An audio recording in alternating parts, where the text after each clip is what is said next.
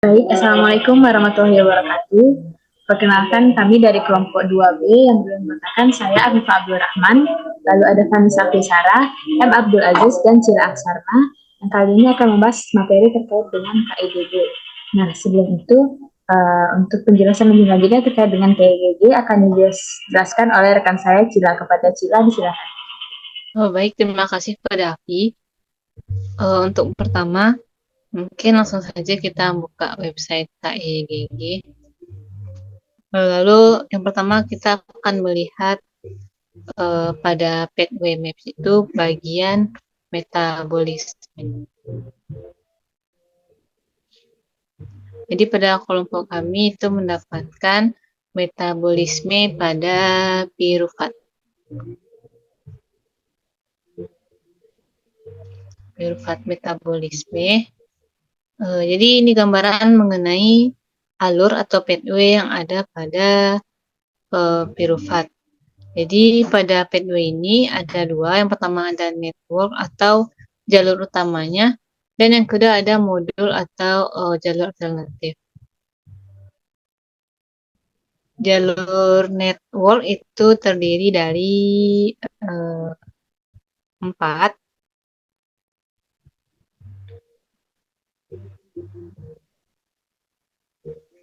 Dan jalur modul atau jalur uh, alternatifnya terdiri dari 6. Jadi untuk kesempatan kali ini kita akan bahas mengenai enzim apa yang berperan pada network yang ada di pirufat metabolisme ini.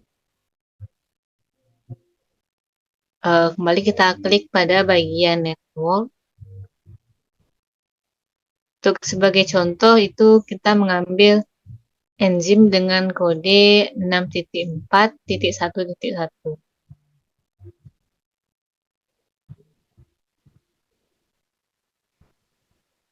Nah, jadi pada enzim 6411 ini bernama pirufat karboksilase dengan nomor KO-nya itu 1958 dan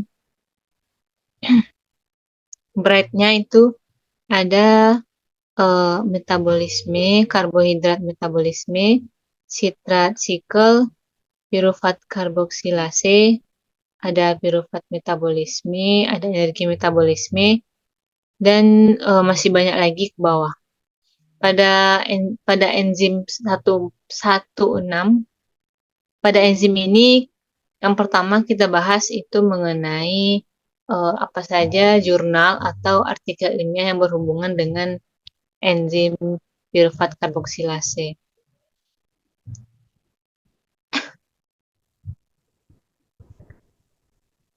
Dengan kode EC6411 dengan nama pirufat karboksilase, enzim ini reaksi dari enzim ini yaitu ATP ditambah dengan pirufat ditambah dengan HCO3 yang menghasilkan ADP, fosfat, dan oksaloasetat.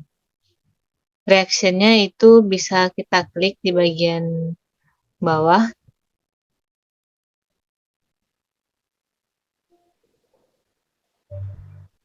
Nah, ini merupakan reaksi dari enzim yang tadi. Itu bernama pirufat karbon dioksida ligase. Bentuk reaksinya yaitu ATP tambah pirufat ditambah HCO3 menghasilkan ADP ditambah ortofosfat dan oksaloasetat. Kita back ke tempat pertama tadi. Setelah reaction itu ada substrat. Jadi substratnya berupa ATP, pirufat, dan HCO3 seperti pada yang di reaction tadi. Lalu produknya itu ada ADP, fosfat, dan oksaloasetat. Mungkin bisa di scroll pada bagian ke bawah, itu ada gen-gen yang berperan pada enzim ini. Ada sangat banyak gen, mungkin tidak bisa kita bahas satu persatu. Dan terakhir itu ada artikel atau jurnal ilmiah yang berhubungan dengan enzim ini. Di sini terdapat ada 4 jurnal yang berhubungan dengan pirufat metabolisme. Oke, sekian materi dari saya, dikembalikan kepada moderator. Baik, terima kasih kepada Cila atas penjelasan awalnya. Selanjutnya penjelasan dari Cila akan dilanjutkan oleh Aziz. Kepada Aziz, disilakan. Baik, terima kasih moderator. Setelah kita mempelajari manajemen terkait dalam metabolisme pirufat, di sini yang tidak kalah penting itu ada chemical compound atau senyawa kimia yang berperan pada metabolisme pirufat. Senyawa kimia sangat berperan aktif dengan enzim yang terjadi dalam tubuh kita. Yang dapat kita lihat di sana, titik-titik yang merupakan senyawa kimia yang berperan dalam metabolisme pirufat. Coba kita klik salah satu dari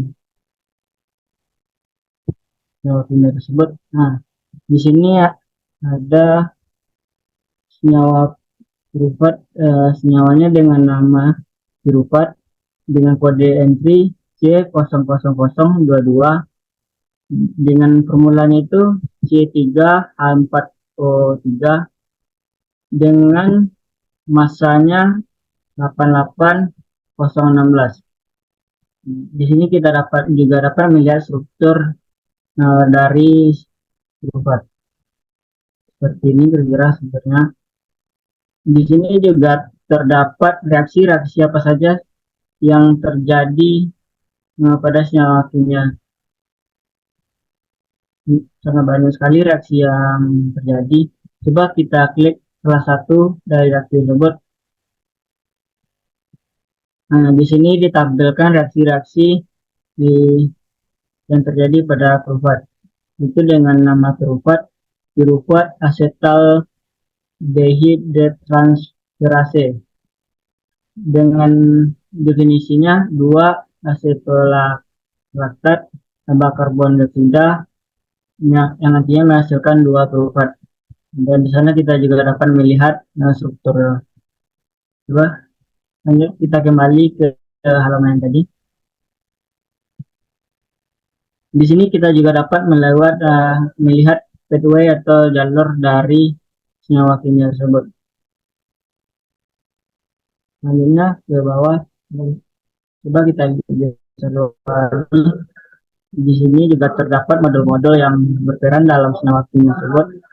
Selanjutnya di bawah juga ada itu network enzim-enzim yang ikut serta atau berperan aktif dalam senyawa tersebut.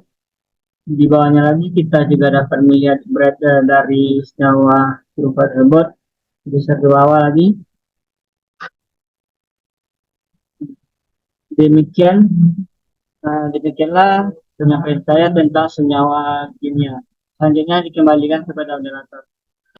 Baik, terima kasih kepada Aziz atas penjelasannya. Selanjutnya kita akan membahas terkait dengan disease. Untuk disease pada kelompok kami itu kami menggunakan disease yaitu renal cell carcinoma.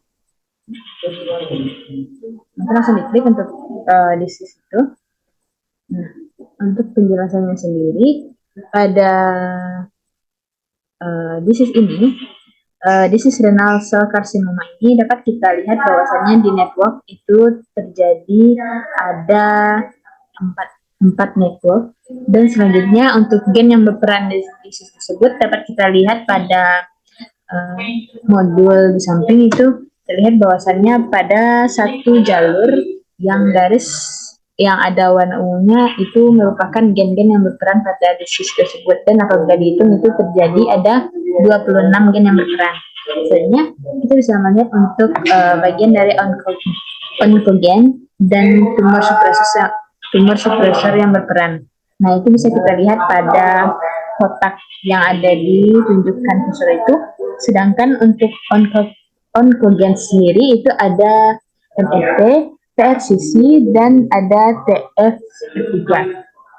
Selanjutnya untuk tumor appearance-nya itu ada VHL, FH, dan BHD. Mungkin untuk pertama kita bisa lihat untuk coordinates-nya itu di bagian MFD. Bisa kita klik pada bagian MFD pada jalur yang ada di sebelah sini. Nah, apabila kita melihat pada angka gen ini, kita bisa mengetahui informasi-informasi yang terkait dengan gen ini. Seperti salah satunya yaitu ada name angka KO-nya, yang dimana kalau misalnya kita lihat kode KO-nya itu kode dari gen ini yaitu KO 5099. Selanjutnya itu kita bisa lihat juga pada organisme mana saja gen ini beraksi, ini pada Homo sapiens yaitu manusia. Selanjutnya, jika kita scroll ke bawah itu masih banyak informasi-informasi seperti pathway, network, dan juga ada elemen dan ada disease yang juga berperan pada gen ini. Lanjut selanjutnya yaitu ada juga untuk drug target. Jadi untuk gen pada jenis ini dapat kita ketahui bagaimana target dari obat seperti contohnya di sini ada atiratinib, afipantamab, dan lain sebagainya. Selanjutnya kita juga butuh untuk analisis, yaitu salah satu data yang kita perlukan yaitu data bright. Dan di sini sudah dapat kita lihat bahwasannya bright dari gen ini sendiri sudah tercantum pada halaman ini. Selanjutnya, ini jika kita lihat lagi ke bawah, itu juga ada motif atau misalnya kita lihat itu seperti struktur, mungkin kita bisa buka di struktur pada Chimera. Struktur dari onkogen ini sendiri yaitu seperti ini bentuknya apabila kita buka di aplikasi Chimera. Oke, mungkin bisa kembali lagi ke website-nya. Pada slide ini itu kita juga bisa melihat another DBS dan juga ada position dan juga ada AA sequence-nya. Kalau misalnya AA sequence itu merupakan asam amino yang berperan, dan selanjutnya kalau misalnya untuk NP sequence itu merupakan bentuk basahan nukleotida pada gen tersebut. Oke, dengan penjelasan terkait dengan onkogen, selanjutnya kita akan membahas terkait dengan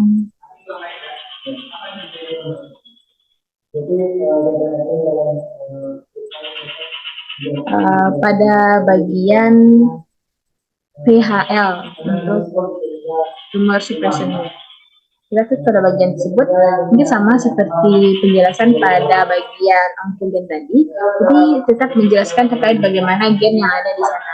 Kita masih mendapatkan informasi-informasi yang sama seperti kode KO pada gen ini, kode KO VHL sendiri merupakan KO 3871. Dan masih banyak lagi organisme, pathway, network, disease, dan juga kita dapat informasi untuk analisis seperti adanya bright.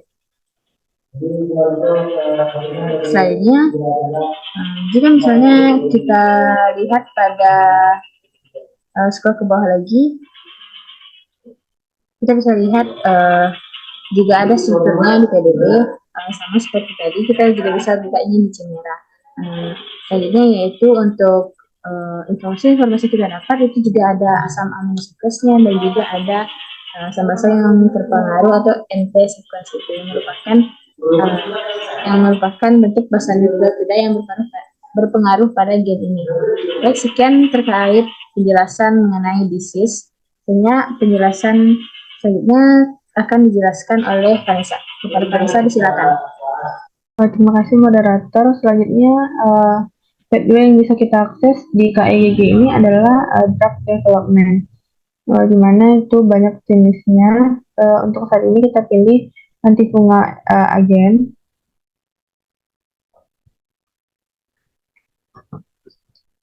Nah, di sini kita memilih salah satu agen dari antifungal ini, misalnya di miconazole.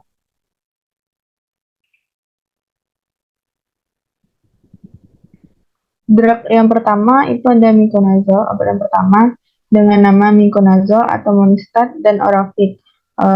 Formulanya itu C1 8H14Ci4N2O. Nah, untuk masanya itu 413 986. Untuk strukturnya juga terlampir di sini. Dia juga miconazole ini tergolong pada kelas antifungal. Lalu ada remarknya, ada efikasi disease-nya itu sebagai antifungal, ergosterol biosynthesis inhibitor, oraparingeal candidiasis. Lalu ada target pathway-nya itu sterol 14 alpha demetilase dengan KO-nya 5917 dan steroid biosintesis dengan KO 00100.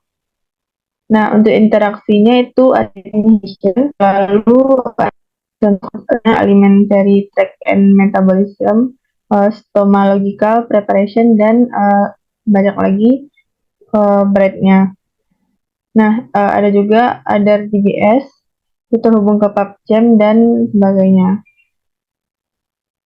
Nah, selain itu masih banyak lagi obat-obat yang berperan pada antifungal agents di KIGG ini.